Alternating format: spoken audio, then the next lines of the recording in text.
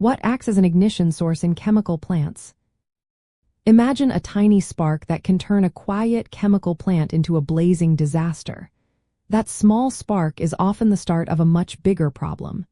In chemical plants, many things can act as ignition sources, setting off dangerous fires or explosions. Understanding what these are helps keep everyone safe. Electrical equipment is one of the most common ignition sources.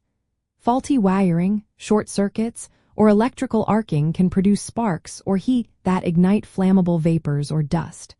Since chemical plants relying heavily on electrical devices, this is a major concern. Regular maintenance and proper insulation are key to preventing electrical malfunctions. Hot surfaces and overheated machinery can also cause fires. When equipment like pumps, compressors, or reactors get too hot, they can ignite nearby combustible materials. Friction from moving parts or bearing failures can produce enough heat for ignition. That is why routine checks and cooling systems are so important in these facilities. Mechanical sparks are another common cause.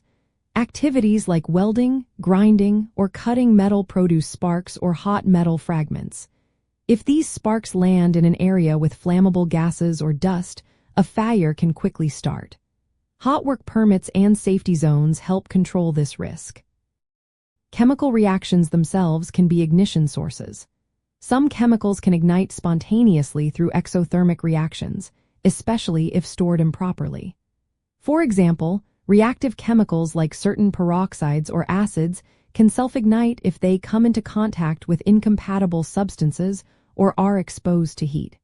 Proper storage and handling are vital to prevent this.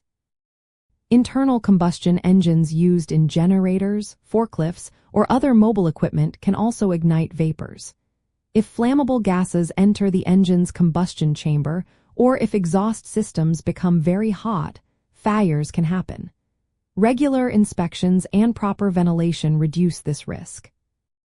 Hot work operations like welding or burning are frequent ignition sources.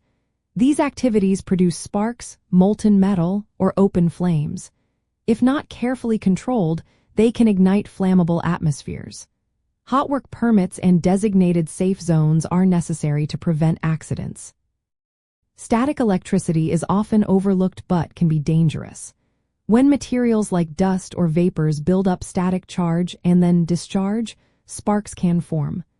Grounding and bonding equipment help prevent static buildup and discharge. In chemical plants, the combination of flammable chemicals and these ignition sources can lead to explosions or fires. That is why strict safety measures are in place. Regular equipment checks, proper storage, and control of hot work are essential. History shows us that ignoring these risks has caused some of the worst industrial accidents. Faulty electrical systems, uncontrolled hot work, and chemical mismanagement have all led to big disasters.